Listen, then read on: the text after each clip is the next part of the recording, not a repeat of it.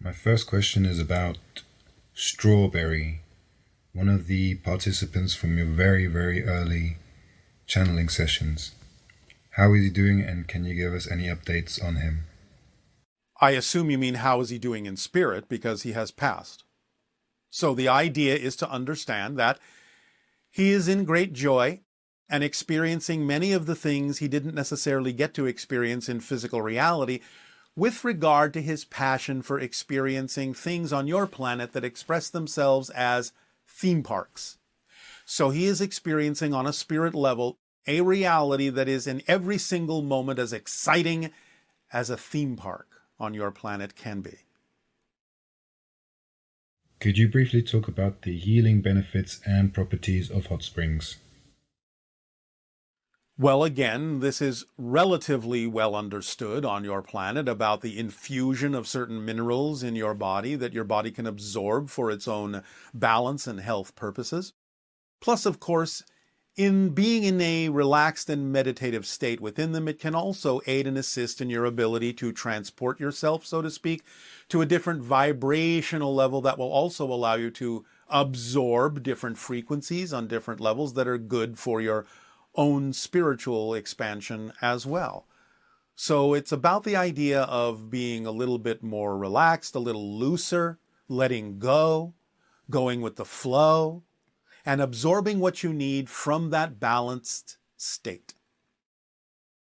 And it is also an opportunity to again express your connection to the earth and what it provides you, how it nurtures you, what it gives you, the benefits it provides not only to your body, but to your spirit, your mind, for bringing them all together into alignment so that you can sort of melt into one vibration that is representative of all the different levels within you and allows you to function more holistically in a more balanced way for those that find themselves attracted, of course, to that particular permission slip. My third question is, could you briefly talk about the hero-villain complex and how Hollywood has influenced the collective to see the good and bad in people, heroes and villains in people and themselves?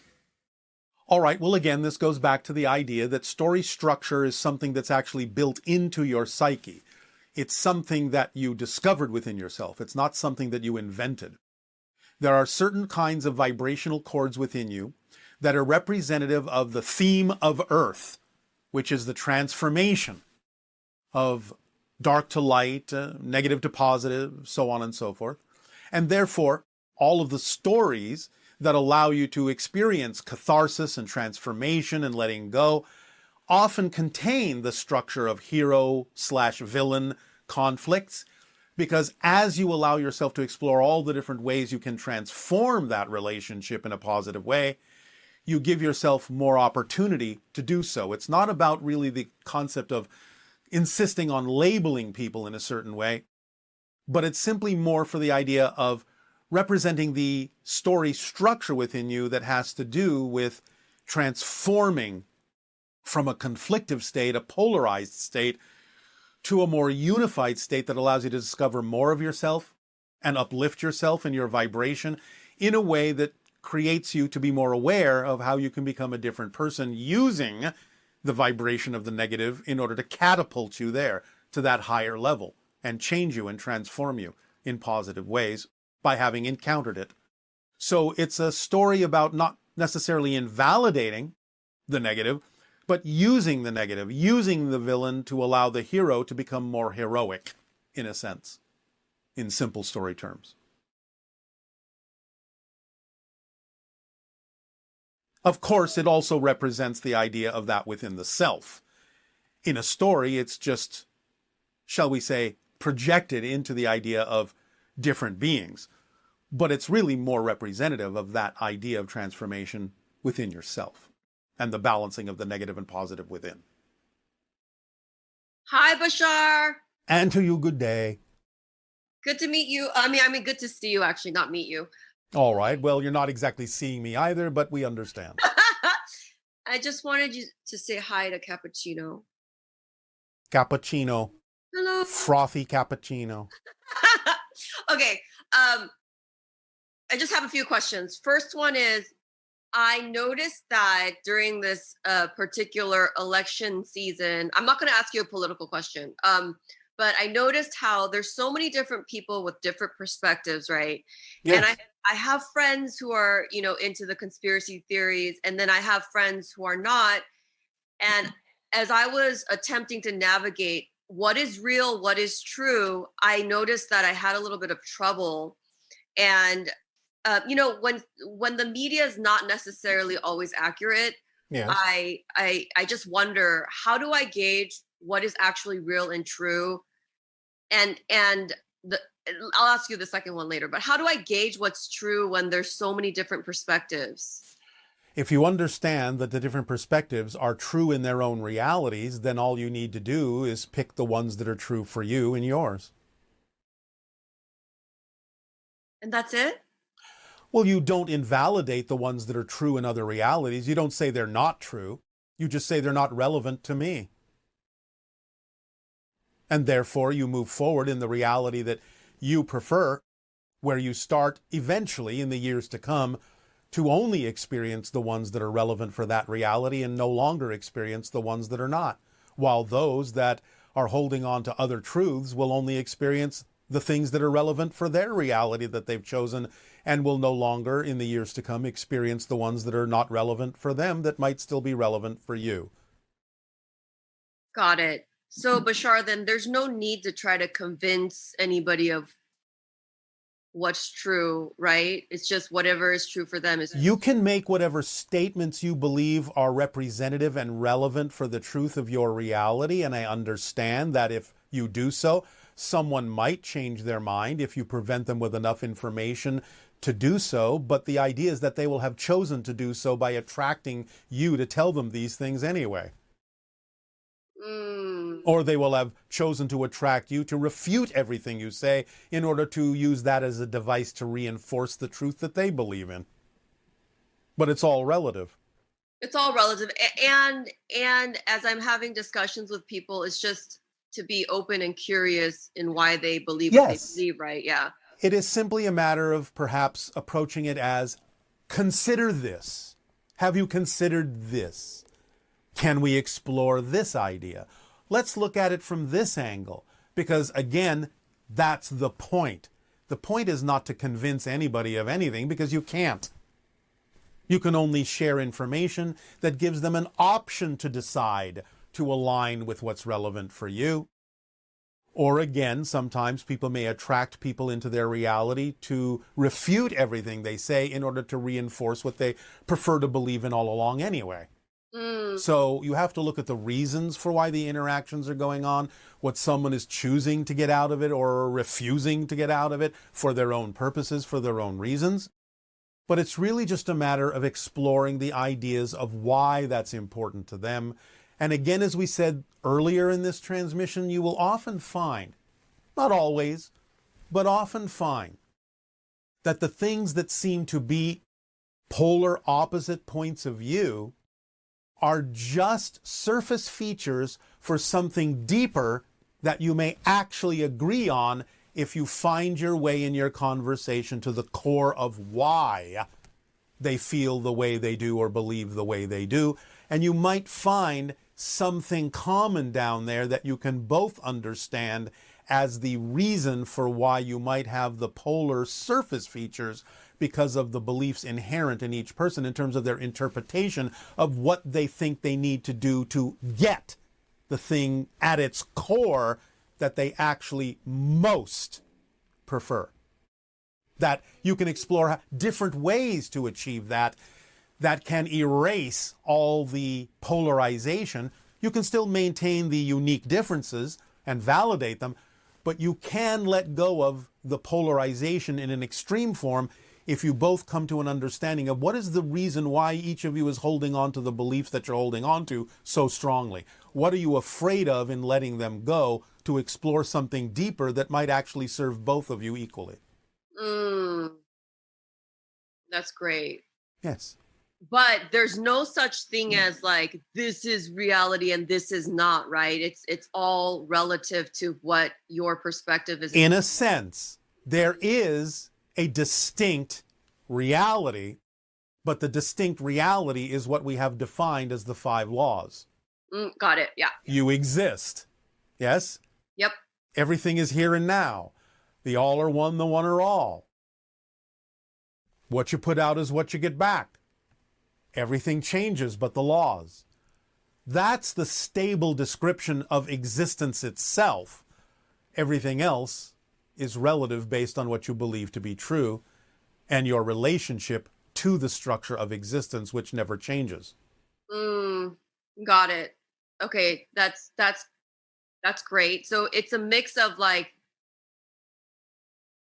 I think for me, I just need to get that there's multiple realities and not invalidate any, Yes. but also, yeah, just choose based on what's relevant for me. Well, yes, you see, the idea of invalidating another reality is simply a reflection of a fear-based belief that somehow you can't have the reality that's relevant for you while someone else can have the reality that's relevant for them, because most of you don't understand the structure of existence and therefore think there's only one reality.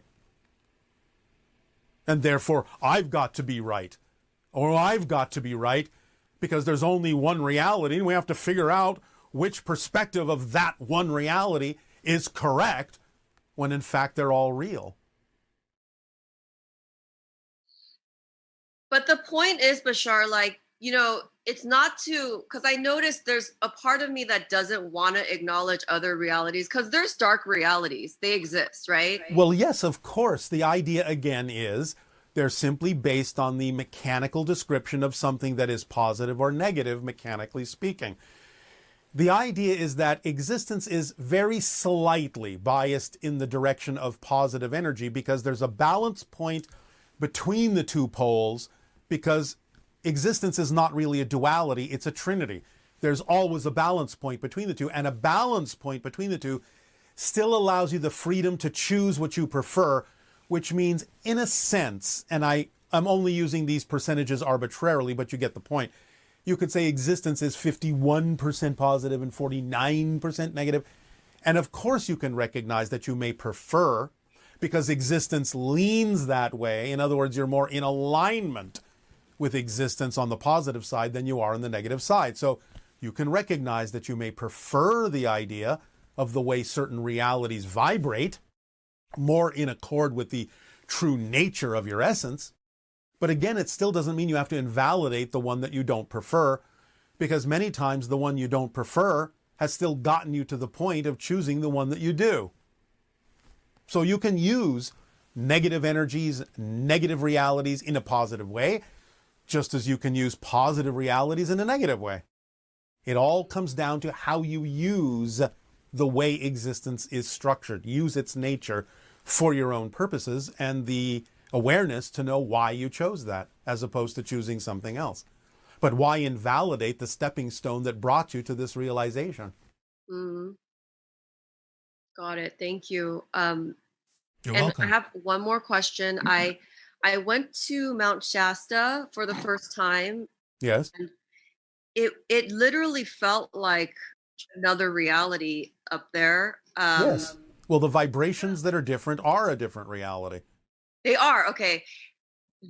Then my question to you, is it true that there are people or beings living in the Middle Earth there? Yes and no. And we'll say yes and no for this reason. What we're describing here are people that may wander through portals into another dimension, and some of those portals happen to exist in underground places, caves and so on and so forth. So they may think, once they've crossed into another reality, that they're actually still physically inside the earth that they used to be on, but they're not. They're in another dimension. They're in another reality. So the earth isn't hollow in that sense physically, but it does contain portals to other dimensions that may make it seem as if you're inside the earth in another reality physically, but you've actually left the other reality entirely. Got it. So you're in another dimension. You're in another dimension. You're not they're not physically in the middle of the earth. No. Yeah. Okay. Thanks so much, Bashar. You Always are so talking with welcome. you. Good day. Bye. Hi, Bashar. My name is Karen. I live in Belgium, and I would like to talk to you about the guidance and the help we get from our animals. So, the way I perceive it, we get a lot of support, a lot of help from them. And it can be as easy as days when we are far too much in our head and doing, that they really come and lay down on the stuff you're working with, because you have to take a break. But there's another form of guidance that I also see, and there are lots of other things in between. But this one is one that is that I see happening around me and with people that I virtually meet. That is that our animals get sick to make something clear to us. And I would love it if you would address this a bit more. Well, in that statement, in that question, you almost have the answer. In many cases, not all, they will take on something to make something clear to you that is going on within you, so that you don't necessarily have to go through the whole process of experiencing it to full degree. So if you can learn the lesson that they're reflecting to you and get in touch with yourself of whatever it is they're symbolizing and reflecting back to you that you may be facing within yourself and eventually have to deal with in a stronger way, but you face it earlier, then you don't necessarily have to go through the whole process if you learn to use your animals as mirrors to you, which they are lovingly willing to do. Good day. It's Ken from Perth in Australia. Oh, all right. Good day to you. Thank you. It is Bashar from Essathani in an alternate universe. Thank you.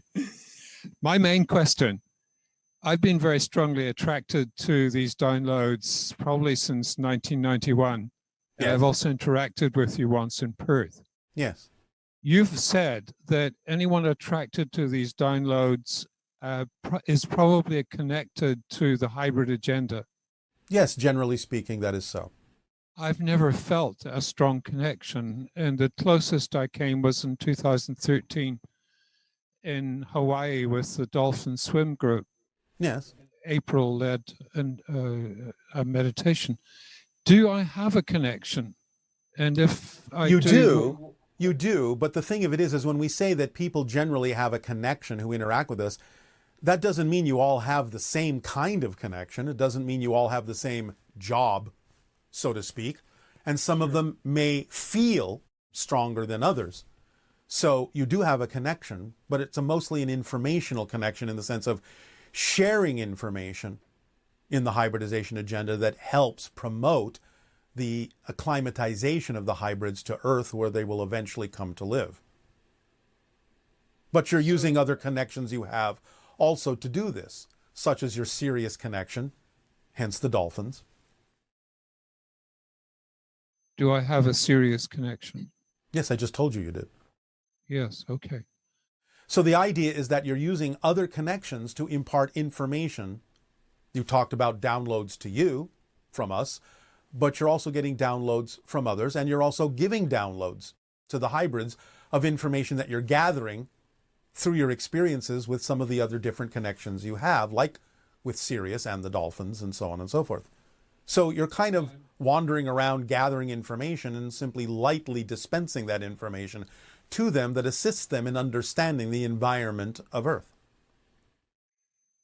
Okay, but I'm not doing it consciously. No, and you don't need to. It's kind of a very light job. It's sort of second nature to you.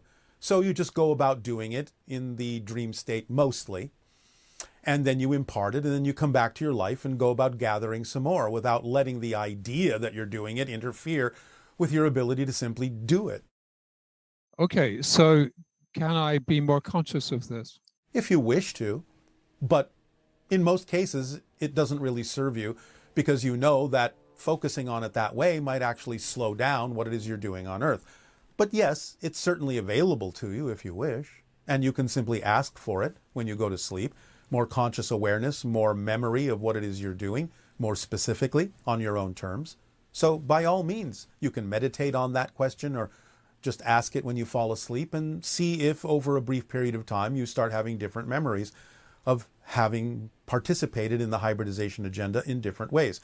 You may discover something new that we haven't told you right now, because there are a few little things going on that we're not allowed to tell you right now, but that's all right.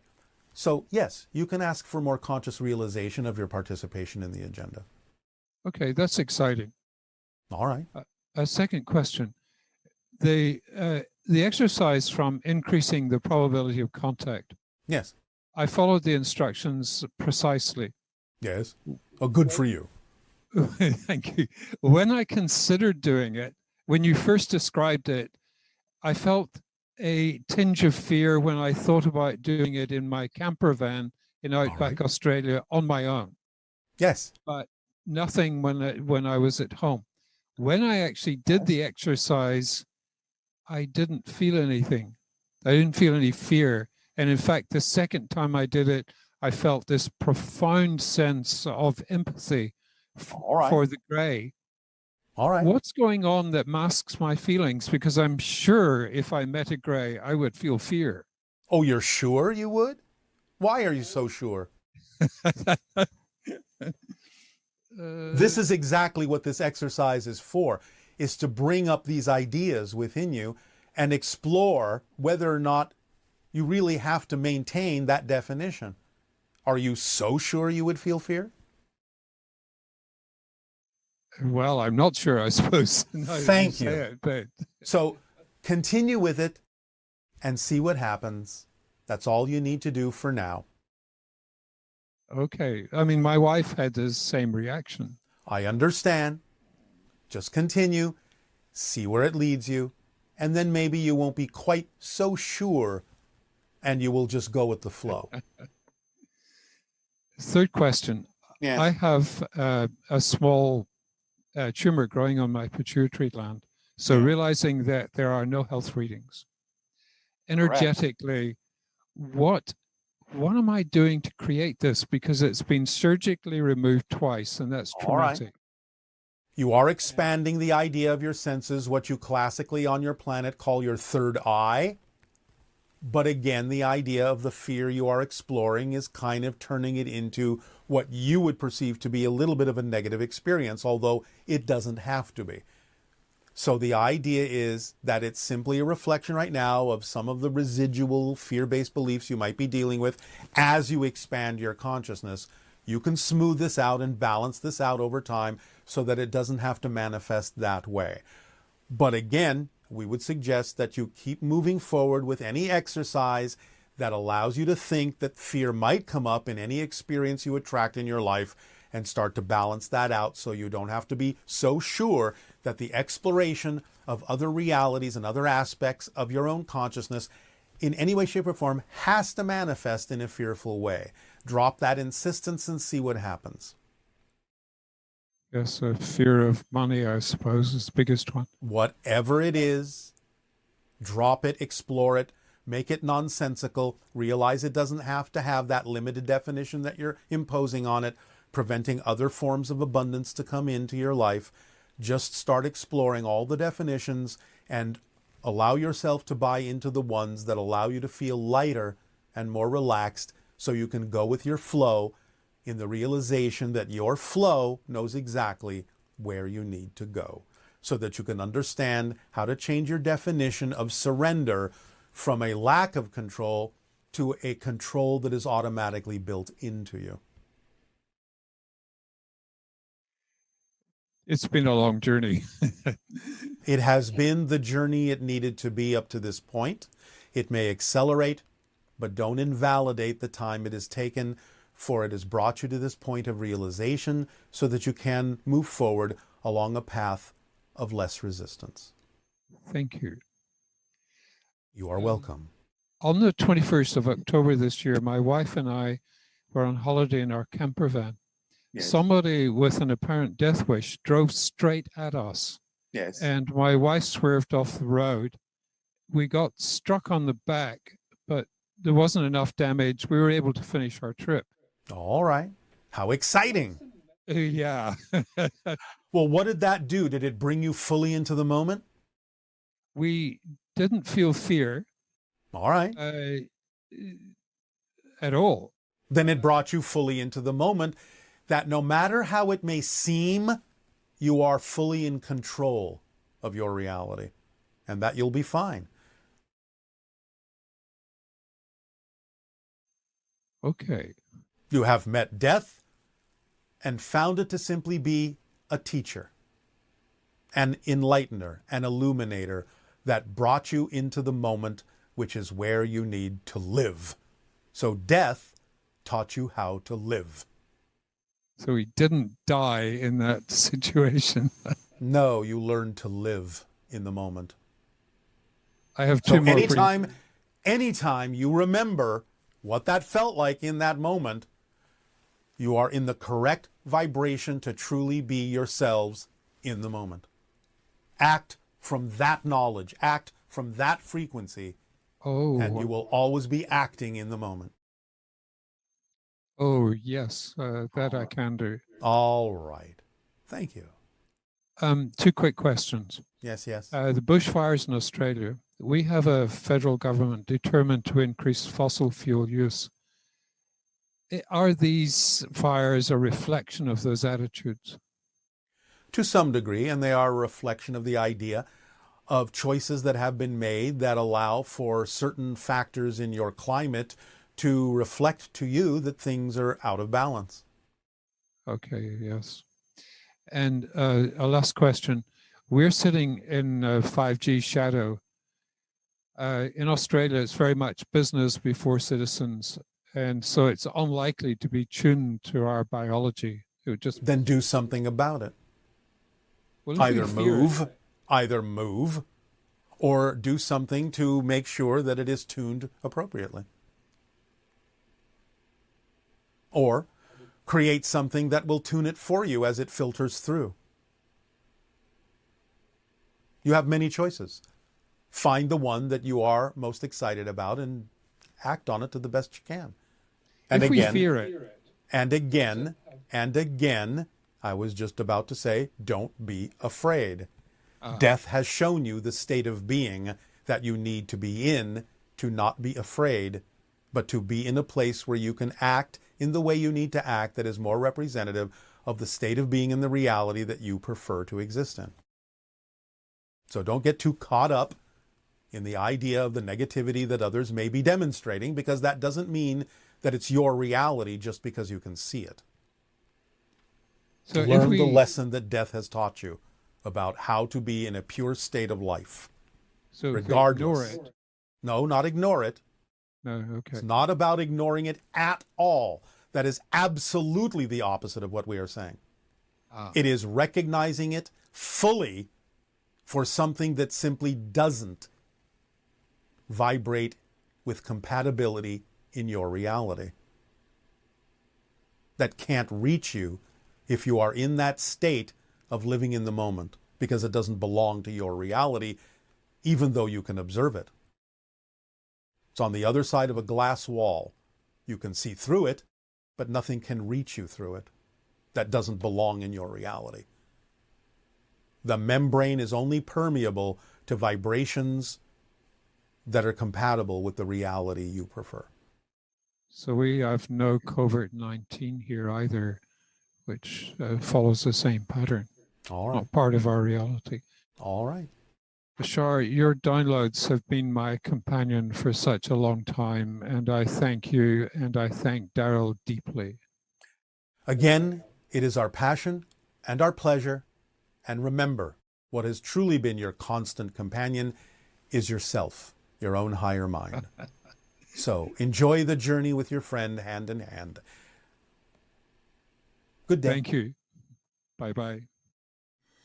Aveo. Aveo.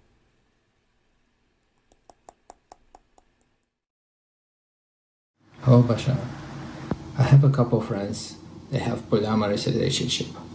And for me, it looks like similar relationship as the Sasani people have, where it's no drama or judgment, and it's only love there. So my question is, a polyamorous relationship the doorway for a human society to have similar relationship as the Sasani people have, with no drama or judgment, and it's only love there. It can be. Again, it depends on the people. It depends on the reasons why they're choosing that. If it is a true reflection of their natural state, their true passion, who they really are in their essential selves, it can certainly be more reflective of a society such as ours. So, yes, it's possible. Hello, Tadeo. Nania. We have some questions from our viewers. All right. Okay, so the first question is there an actual spirit of Christmas? In some sense, yes, it is an elemental being. It has been largely distorted over time in terms of what it actually is. It is to some degree the being that has been recognized in ancient times by the name Kernenos. It has sort of an appearance, when it deigns to come into physical form, of a large humanoid with elk-like antlers, cloven hooves, kind of an elkish face, but again, somewhat humanoid. And this has been distorted over time into the idea that in your modern terminology has become the being you refer to as Santa Claus. Because the idea of the elemental being Kernenos was the being that energetically reflected positive energy to those who gave it positive, negative energy to those who gave it negative. It sometimes appears with a red cloak. Therefore, the idea of Santa Claus's naughty or nice list has been rendered from the idea of its reflective quality of positive or negative energy, returning in kind what it is given. The footprints it leaves as cloven hooves has been rendered into the idea that Santa Claus has reindeer, and the, again, antlers on its head give that impression as well. So the idea has become something quite different from what the original being actually is. It is the winter spirit. It is an elemental being. Yes.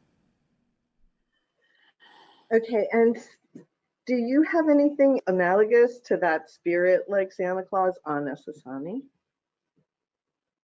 There are elemental beings, but again, remember, the original elemental being that we have just described, Kernenos, is not necessarily exactly the spirit of Christmas. It is the spirit of the winter solstice. But it has again been usurped for the idea of your modern holidays. On our planet, we have elemental beings, and some of them do have a similar representation, but not exactly the same, because we do not really have the seasons that you do. And there are many different kinds of functions that our elemental beings will perform on Essassani than what is necessary to be performed or represented on Earth. Okay, thank you. Yes. Some current things, like, what was the purpose of the monolith in Utah? And can you tell us anything about what its origin was? What was the purpose? Who put it there? Why'd they do it? And why did it suddenly disappear? We cannot give you much about the origin itself, but we can describe the basic purpose, which is to instill the concept of mystery, to allow you to begin to ponder things from another dimension, from another reality, no matter what the original intention of the beings that may have erected it and taken it down or moved it, or put them up in different areas, because they have appeared in different countries on your planet and also have been removed.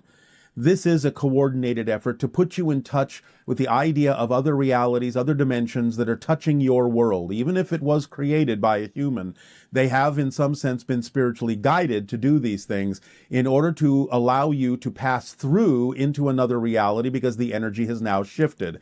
And part of the energy of the new shift is that of the energy of mystery and exploring your connections to other dimensions and other beings who may be communicating with you in ways you may not have expected. So that is the basic symbol or purpose of the idea, but we cannot at this time go into the exact origin of it.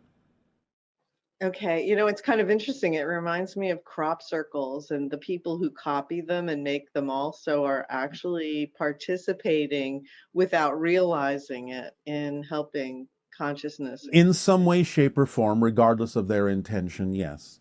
The idea, again, that crop circles are a form of communication from other dimensional, higher dimensional consciousness, and of course involving the earth consciousness of Gaia itself. So there is some similar idea here, and you may actually begin to see more different kinds of things appearing here and there to represent this concept of opening your minds to the mysteries of other realities. Yeah, it was interesting that it's triangular shaped. Yes. Yeah, monolith. Yes.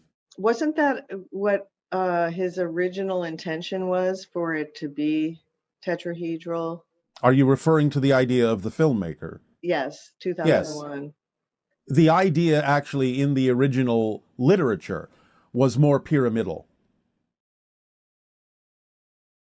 So we just love those triangles. And the triangles love all of you. Can you update us on how things are progressing from your vantage point regarding COVID and the journey that we as a civilization are on with that? Many of you are making progress. As we have said, you have now shifted into a new energy that will allow for more availability, more accessibility, more organization in a synchronistic way, more of the leveling out of the overall frequency so that you can accelerate forward if you are willing to take advantage of that. And of course, again, the idea being that you are coming into scientific realization, medical realization, that what you are passing through now will, over a short period of time, relatively speaking, begin to disappear, begin to go away. And again, all of these things are indicative of your opportunity to take advantage of moving in a more positive direction. So I know one of our viewers asked if it's possible to create a permission slip that would make you immune or something like that. And I was thinking about that and wondered what your take is on how to work with the idea of permission slips, but at the same time recognize that just because someone creates a permission slip, it just depends on your belief system, right? Yes, well, you have just answered the question. Well, maybe you could build Maybe. that idea. Maybe. The idea, again, of course, it's possible. As we often say, however, the real question is it probable? Is it relevant? Is it going to be something that is actually the path of least resistance for your belief system? Many people will, in some sense, wish that they can do this. And again, it's always possible. But if they're not really in touch deep down with what they really truly believe is possible for them, probable for them, relevant for them, they may not necessarily be able to attract themselves to a permission slip that will have that effect of immunity. So they have to have real, honest self-investigation, self-evaluation, real transparency within themselves, and let it be okay if you are at this time not able to create or attract a permission slip that would allow you to experience immunity. The idea is to take the path of least resistance no matter how it looks, and not to necessarily block anything that would actually be the path of least resistance for you just because you don't wish it to be so. So the idea is to pay attention more deeply to the synchronicity that comes into your life. If you are clear within your relationship to your belief systems, synchronicity will show you what the path of least resistance for you actually is that will work. So do not judge, do not invalidate anything. Allow yourself to let synchronicity show you, by bringing you the opportunities you are available to act on as the path of least resistance, and at the same time recognizing that negative synchronicity can also serve a positive purpose by preventing you from going down a path that is not yours at this time. Was that enough of an elaboration?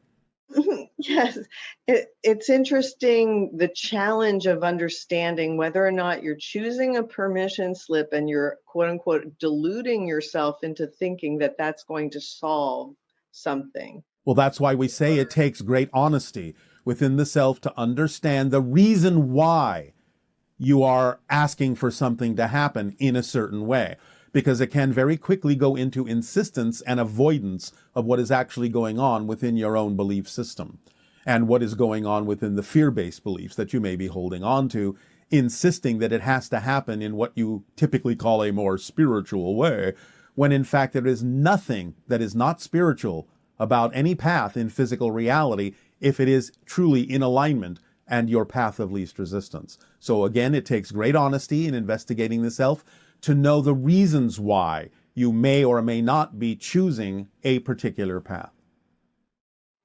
So really a big part of our journey is this discernment idea of whether or not you're choosing something out of fear or you're choosing it for a positive reason, and then being so self-honest that you recognize from the feedback you're getting whether or not your definition is accurate if it goes against the collective. And that seems to be the key, right? In some sense, although it doesn't sometimes even necessarily have to come down to what you would perceive as actually the action of making a choice. Because if you understand how things work and you understand that you are in alignment with yourself and you are following the formula and acting on your passion and not avoiding or invalidating anything, then in a sense, the synchronicity in your life will actually demonstrate to you what your choice is. Automatically, without even necessarily having to consciously, literally make a decision. So the discernment simply comes within the belief system relationship you have within yourself, and clarity within yourself, and transparency within yourself, and honesty within yourself, and letting go of those things that don't serve you so that you don't necessarily have to have difficulty or a struggle in making a choice, but you can understand that your choice will automatically be embedded in the synchronicity that presents itself to you as the choice that will actually serve you best. Yes, so much of our journey is about reading that internal map that is being reflected through synchronicity. Yes, and again, the positive synchronicity bringing you opportunities that are obvious for you to act on, and the negative synchronicity showing you that there is a doorway you cannot open here, and therefore go in another direction, that this is not your path right now. And also it can just make you feel bad when you're making a choice that's not honestly reflective of your higher aligned. There will always be consequences to the choices that you make. So, yes, our journey is very interesting. It is, and very exciting. And politically, there's such a great divide in our country right now. Is this great divide actually necessary for our awakening as a civilization? You have deemed that it is. In other words, anything that you are looking at that may be perceived from one perspective as negative is a positive opportunity to understand all the things that are necessary for you to change in your society and within yourselves in order to actually experience the reality that you prefer. So this is how negativity can actually serve a positive purpose, by bringing to your attention the things that need to be addressed in your society in a more positive way.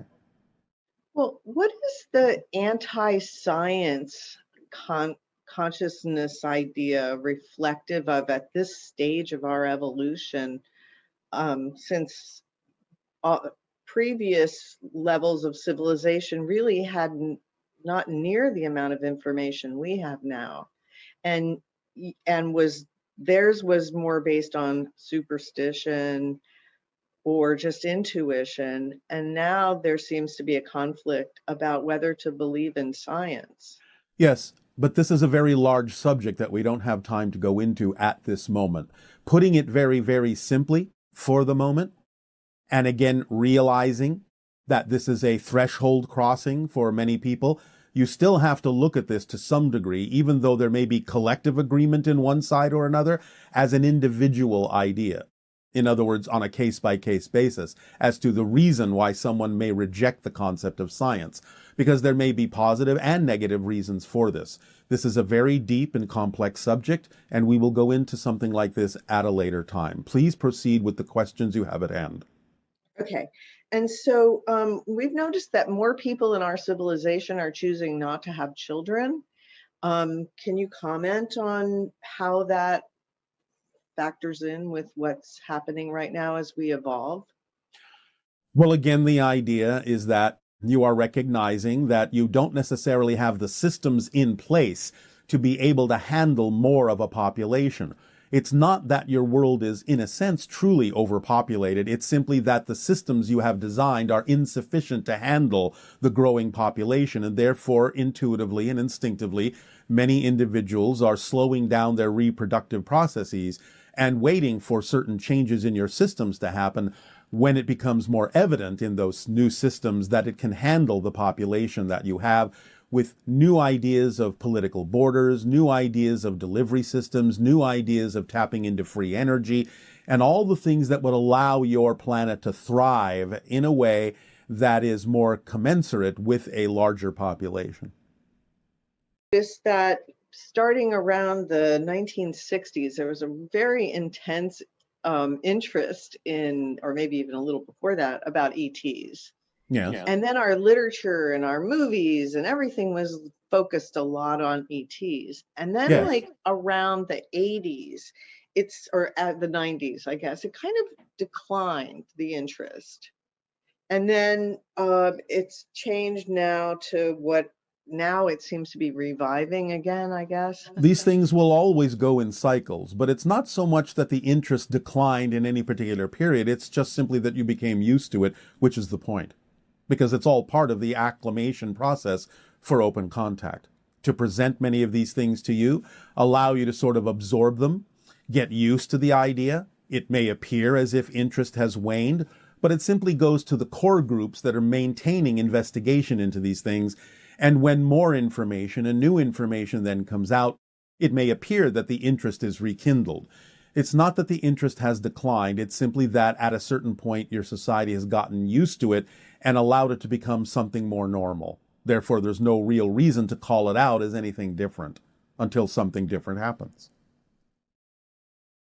Do we also go through cycles of sort of disenchantment with magical thinking? You know, the idea of what humans are capable of, or there might be other beings. There can be cycles like that, but again, remember that these are only the result and consequence of fear-based beliefs. So you may have to go through these cycles to face those beliefs and bring yourself back into the realization and alignment that everything, in a sense, is magical, which doesn't mean it's unscientific. There's really no such thing as supernatural. There isn't. Everything is natural. It's just that it might be nature you don't understand yet. Right. And, you know, before, the idea that you could walk into a room and flip a switch and have electricity light your room sounds like magic, right? Yes. But as you referred earlier to the author of your 2001 story, he has a famous quote, and that is that any sufficiently advanced technology would be indistinguishable from magic to those who don't understand it. Which is so exciting. Yes. It really is a more magical future that we're moving into, but it's not that it's the antithesis of science. It's just expanded. Exactly. Because again, there's really no such thing as the supernatural. It's all natural. So how is open contact beneficial for us? How would you like it to be beneficial for you? Making new friends? Expanding your family, learning new things, creating more capabilities in your society, expanding your imagination, creating more inventions, interacting with different cultures in a variety of new ways that will expand your understanding of existence and life and many other things. And the same exists for us. We each benefit. Our family grows. We see from different perspectives. We learn more about all that is and all the different ways it has of expressing itself within creation, which puts you more in alignment in your understanding of existence and allows you to do more things than you did before.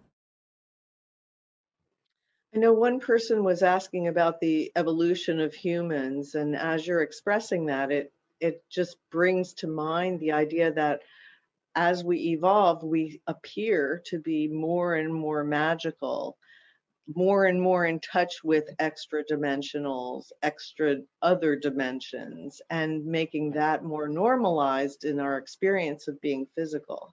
Yes, and paradoxically, you're actually, as you evolve, becoming more human. Because have more compassion and we're not expressing the negative fear-based perspective as we were in earlier times in our civilization. Yes, and the idea also of more pondering of contact has rewired you in a variety of ways that actually gives you more capabilities than you used to have thousands of years ago, physiologically.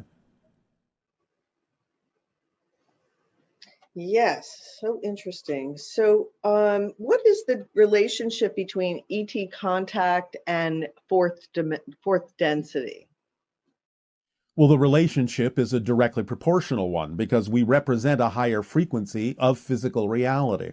So the idea is that as you are evolving from third density to fourth density, all that means is you're raising your frequency into a higher expression of physical reality.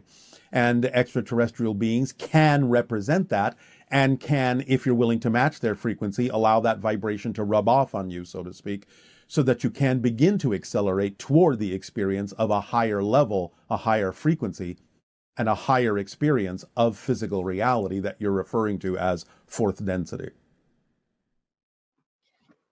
I know that some individuals are concerned about leaving other people behind when they accept a new paradigm for how reality works and moving to a higher expression of yourself. Yeah. So I believe you might have talked about this idea of sometimes the people remain in your reality and they are different. Sometimes they leave your reality, right? Or you leave their reality.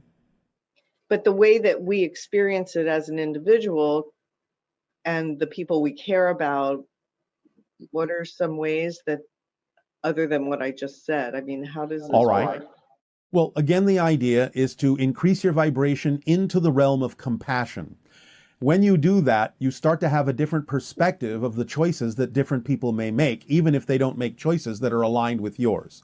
You still be able to see that they are following a path that they believe they may need to follow to learn what it is that they have chosen to follow or learn in their theme of exploration. And you also start to really, truly realize and experience others, no matter the choices they make, as eternal, infinite beings. Therefore, there's no hurry and there's no rush that they should match your vibration and experience the same reality that you do at this particular moment. They will learn what they need to learn in their own good timing.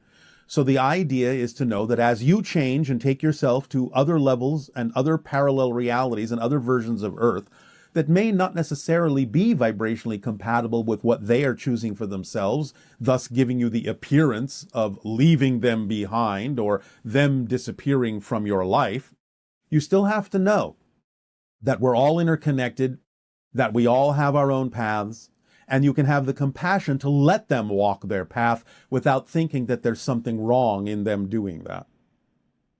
You will eventually always meet up again anyway.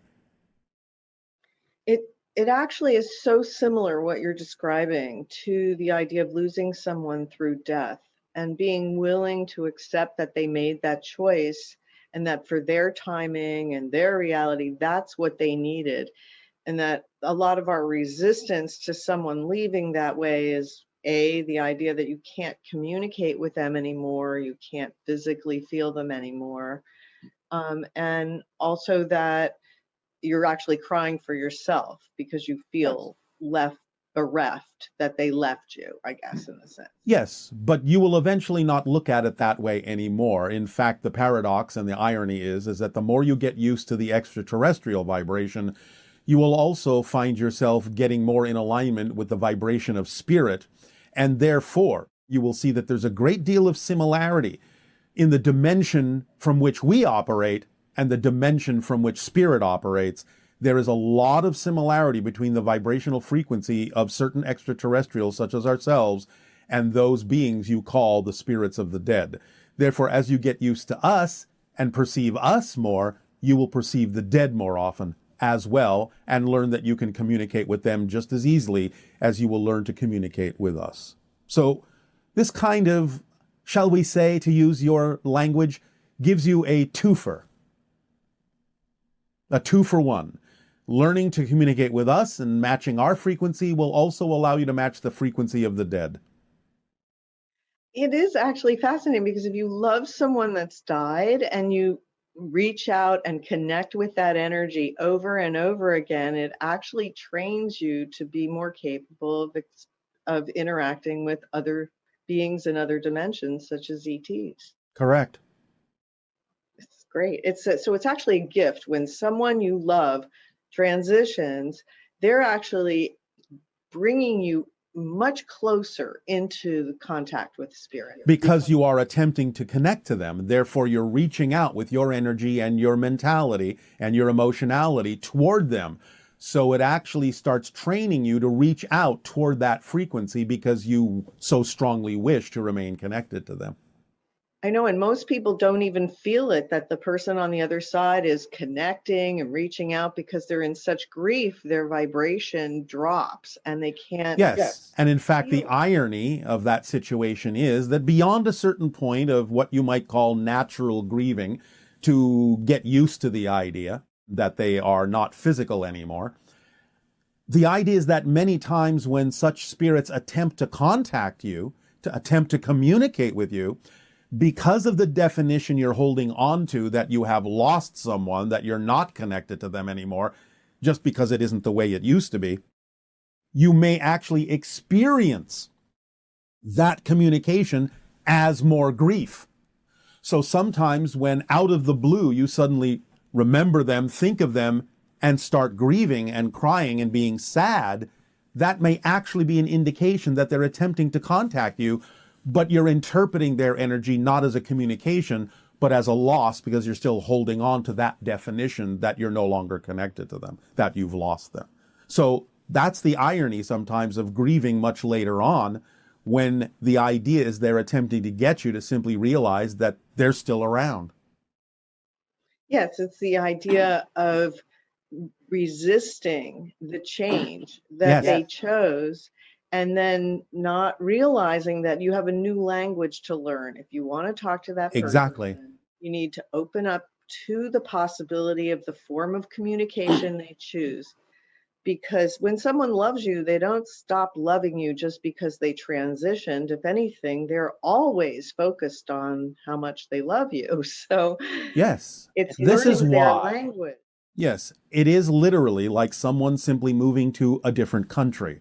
And now that they have the language of that country, it does behoove those in physical reality to at the very least learn some of that language so that you can communicate. Now, of course, like the higher mind, they will attempt to communicate with you through energy forms, which again you can feel suddenly as a wash of love over you or wash of compassion over you. And even the idea of an acceleration of your own passion, because that's the way the energy language of spirit translates in your physical form. So pay attention to synchronicities, because they can be communications from them and all sorts of different ways. But again, the idea is that they're not always attempting to do that. They have their own lives to experience as well. However, this is one of the reasons why your Shakespeare referred to the afterlife as the undiscovered country. It is literally just another level, another country, another culture, another reality, but it's still connected to the one that you're living in now, because remember, the one that you perceive yourself to be living in isn't, in a sense, anything but a dream.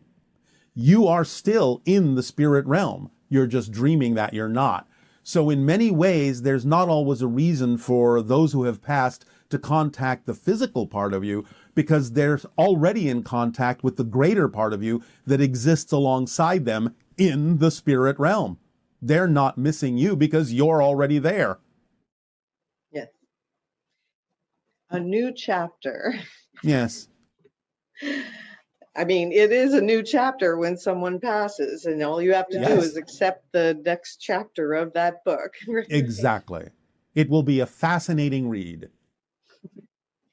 A page turner. Now, when individuals start channeling and they have emotional imbalances, yes, let's see. Are you specifically referring to the idea of vocal channeling? Because again, remember, anytime you act on your passion, you're in the channeling state. So there are many expressions of channeling.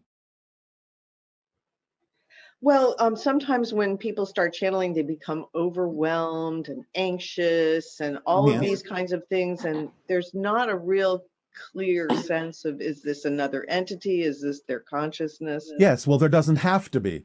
The point is that those experiences, those things coming up within the channel are part of the purpose of the channeling. It's not just about bringing information through to others and being of service to them in that way. It's also an opportunity and a process to allow the channel to clear themselves out of any belief systems that are out of alignment with who they truly prefer and need to be, so that they can be of greater service to others and bring through information that might be more relevant for them. So it's a dual process. It's not something that a channel should ignore in that sense. Anytime they come upon those feelings of imbalance or overwhelm, it's time to stop and take a look at what belief systems are causing that, so you can clear the way and allow yourself to become a clearer channel, a clearer conduit for the information that others may require. One Anything question else? that came up was about wands. Wands? Yeah, I like wands too. Yes, I mean, all right. I don't have one, but I should make one. And so other people here are saying that you described wands, magic wands, as being descended from earlier energy waveguide technology. Yes. And that now, during this time, what is a good tool, a good material to make a wand from? It can be a natural material, but the most important thing, whether it's a natural material like wood or something that has been fashioned as a conductive material like copper, the idea is it's the proportions that are important. The idea of the ratios, the idea that the waveguide is actually indicative and representative of certain wavelengths and frequencies. Here's the thing to understand. There was a time when individuals on your planet in ancient cultures understood how to amplify the electromagnetic field around your body in a certain way. This involves the idea of understanding that there is, just above the layer of your skin, a few centimeters above the layer of your skin, there is a different kind of a field composed of very quickly spinning electrons. This is what many people typically call the auric field, but it's an electromagnetic field composed of electrons that are spinning at a very high rate of speed. Certain kinds of breathing and meditations can amplify the rotation of these electrons, amplify and magnify the effect of this electronic field around your body, electromagnetic field around your body. And it is when you have learned to amplify that field and get them all spinning at a certain frequency and in alignment with one another, that you have the ability to siphon off some of that energy from your body using these waveguides that you're now remembering as wands, and direct that energy for a variety of purposes. So if you're interested in contact with extra or with elementals, then using a natural material would be conducive to that. It can be, but again, it depends upon the person and how they relate to the idea of the wand, its proportions, and the material made thereof. So it will be an individual thing. So as far as those proportions you were describing, can you give us any of those proportions? Or did you just do that and I missed it? Well, again, some of it is based on the natural phi ratios of 1 to 1.618, because that's what your body is based on. So it's an extrapolation of that, but it's also picking up on the wavelength itself that is generated by the spinning electron field around your body. So that would have to be measured, because it will be slightly different for every individual, and therefore the proportions and dimensions of the wand would also be slightly different for every individual. Okay. Maybe we'll explore this more deeply going, in the future. Is there a vibrational phone number for the magical world of Avalon?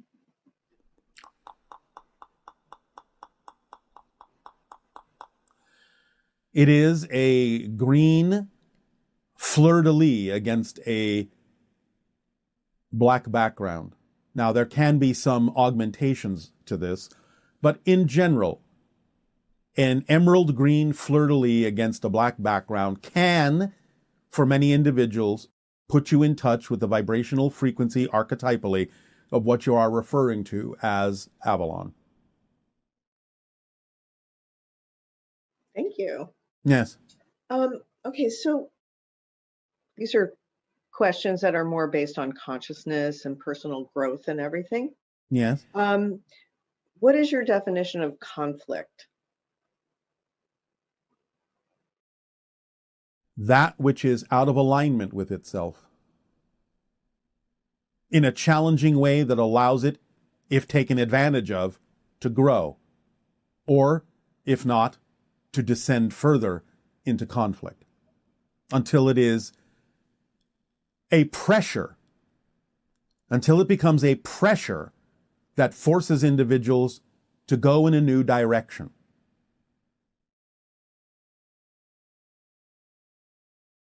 Okay, and interestingly, one person was talking about pressure, and that internal pressure, and it was like making them feel like they have to do this and do more, and that's not the same kind of pressure you're talking No. about. That's self-inflicted pressure. I'm not talking about the pressure that comes from holding on to negative beliefs, although there is some crossover here.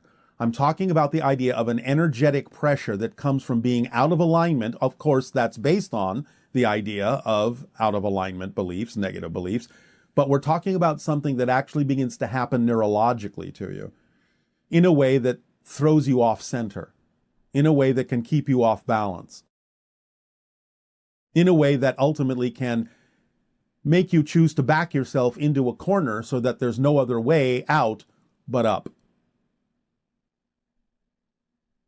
Now, some people will not necessarily choose up, and they may continue to descend and devolve.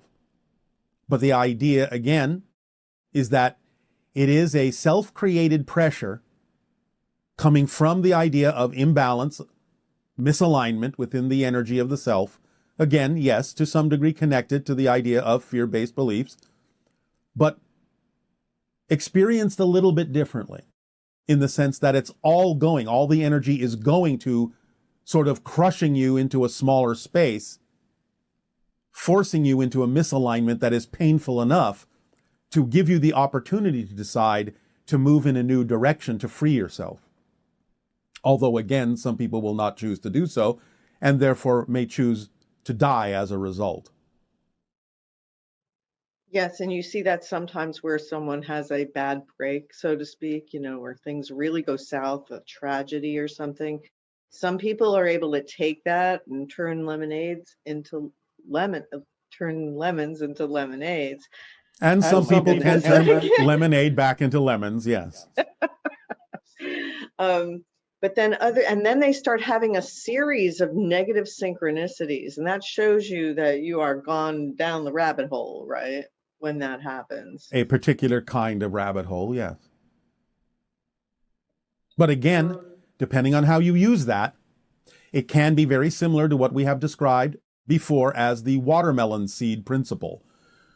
When you are exerting this kind of conflictive pressure from above and below, the seed of your consciousness has really no choice but to spit out in a new direction.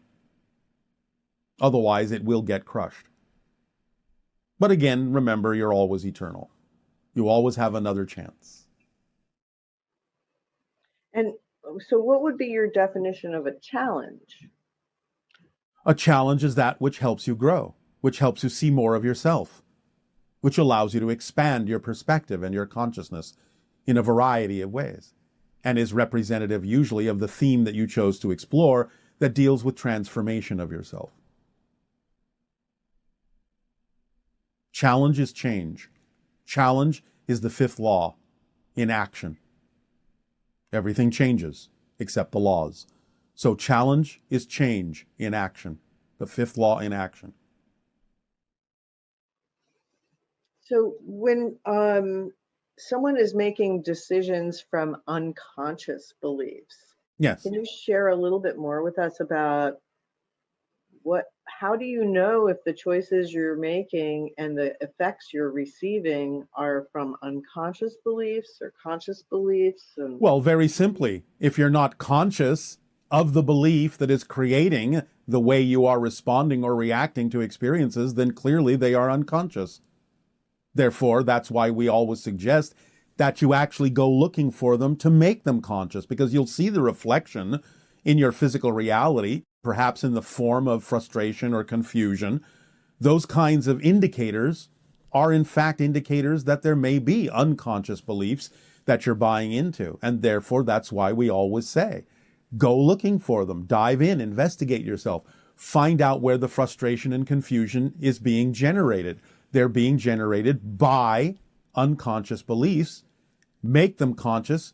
You'll see what they're saying to you, and you'll realize that much of what they're saying aren't facts, they're just beliefs, and that they really make no sense in alignment with who you really prefer to be. That's why it's so important to make the beliefs conscious. So you don't just sit there and wonder, why am I so confused? Why am I so frustrated all the time? I don't understand. All it takes is understanding how things work, such as how beliefs manifest themselves and perpetuate themselves. And that it is important to ask yourself, what would I have to believe is true about myself in this circumstance to be experiencing what I'm experiencing? Those are the things that will allow, if you're willing, for an investigation into the unconscious mind to bring forth a light, a spotlight that will highlight the belief into the conscious mind so you can deal with it, so you have something to work with. so when people choose to incarnate in this physical reality, Linearly speaking, yes. you mentioned something about you have to be tough, and is there someplace else where people who aren't tough incarnate? Well, yes, sometimes people who aren't tough, just to use that word, also do incarnate on Earth. And it depends upon what it is they're here to explore that determines whether or not that will benefit them in a positive or a negative way. Nevertheless, yes, there are many different realms where you don't necessarily, again, just to use that convenient term, have to be so tough. Now, that doesn't mean that they don't have their own challenges. So the idea is that you're always learning. But remember that challenges don't have to be experienced from a negative perspective. Challenges are fun. Challenges are wondrous, creative things. So, yes, there are realities where you don't have to be quite as steadfast, in a sense, as what you may experience in the school of Earth, but that doesn't mean they don't have their own challenges. And this is kind of funny. Why are some people late all the time? And what kind of a belief creates lateness? Well, again, you're going to have to take that on a case-by-case basis because there are many different kinds of beliefs that will cause that, ranging from the idea of not quite understanding the concept of timing and still being too focused on time so that you're misaligning with the idea of your timing, all the way to someone else is not important enough for me to consider. So there can be many different kinds of belief systems that may need to come to light to understand the concept of lateness. Some of it has to do with dissolving sociological norms. Some of it may have to do, again, with the idea of finding your own true timing in things and allowing that to align with the best timing for others as well. Some of it may be changing the way you allow yourself to make appointments. It just has to do with whatever that person is dealing with as their particular challenge relating to time. And also it has to do with the fact that time and space are becoming more plastic and fluid and dissolving, and you don't all know how exactly to handle that yet because you're breaking your physical reality down and may not really be fully aligned yet with the idea of how you can relate to the concept of the way in which space and time now need to be experienced in the way your physical reality is changing. So any number of different kinds of reasons for that experience, but you would have to explore it on a person-by-person basis. Thank you. And our last question. Yes. This heartfelt question from someone that is 15 Yes. and doesn't feel like they're themselves. And it's a very hard feeling to describe. It's like they don't have memories of a past life, or the universe was blank. Let's see. They just seem to be exploring the nature of alternate realities and this reality. And so when you're 15, your brain is developed to a certain point, correct? And there is a pathway to understand how to relate to this reality that causes less pain and confusion. And that's the formula. So for a 15-year-old, even for anyone, the formula is the way. And remember, because the formula leaves nothing out that's relevant, the formula and synchronicity will adapt itself to the age and abilities of the person. So do the best you can to act on your passion on every level. That may mean simple things too. Remember, it's not about just having one expression of the idea. Many people on your planet misunderstand the phrase, act on your passion, find your passion, as if there's only one expression. That's a misunderstanding. That's a false assumption that there can only be one expression of your passion. So don't proceed from that. Proceed from the thing that, and the understanding that anything you do, anything and everything, from the simplest thing like taking a walk or reading a book to a life-spanning career, can be done in the most passionate way. There is always going to be the way that's the most passionate way for you, that aligns with you, no matter your age or capabilities.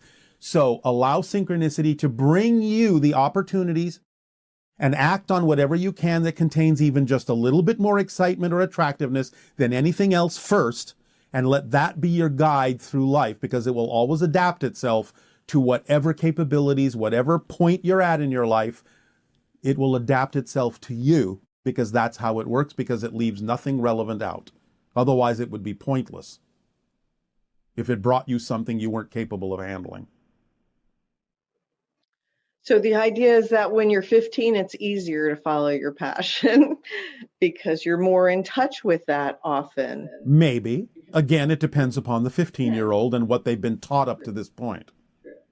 But it's a good map for everyone, because it really does turn on your internal GPS and help you find the map that is already within you. Exactly. Because you all come with that. And therefore, by following the formula of acting on your passion to the best you can, no insistence or assumption on the outcome, staying in a positive state so that no matter what happens, even if it's something you don't prefer, you can still, by extracting the positive energy from it, experience something beneficial and move on. And of course, at the same time, always investigate what you believe to be true about yourself at any given moment, so that you'll always be clarifying yourself and divesting yourself and letting go of those things that don't work for you as belief systems you may have been brought up with. So it's that process, and we have rendered that down into this simple instruction manual and formula for everyone at every stage. It works for everyone that way because it is representative of the very nature and structure of the existence that you belong to, that you're a part of. Yeah, you don't have to figure it out all at once. You just take it a step at a time. The process is the point. As many people on your planet have said, the journey is the destination. Whatever's going on right now in your present is the most important thing. There is nothing more important than what's happening right now. Deal with it fully, use it fully to your advantage, and you'll make room for the next thing to come in, and the next, and the next, and the next, and you'll feel more acceleration and more alignment by doing it that way. Invalidate anything that's there as if it's wrong or doesn't belong, and you make it stick because you haven't yet used it up for the reason that it appeared in your life. You can always use things you don't prefer in the way that you do prefer. They will always be capable of giving you a benefit if you remain in a positive relationship with it. Nothing happens by accident, no matter what manifests. Even if it's something you don't prefer, you have to know it's got to be there for a reason that could serve you. And if you stay in a positive state, you'll be able to use what you don't prefer in a way that you do prefer. If nothing else, it goes back to what we said before. Seeing something that you don't prefer gives you more clarity by contrast of what you do prefer. And that's a positive way to use what you don't prefer. So we thank you. At this time, for these interactions, they are all beautiful and creative and expansive. Now, by all means, you may proceed to lock them and crystallize them into yourself in whatever way, shape, or form you so desire by participating, if you wish,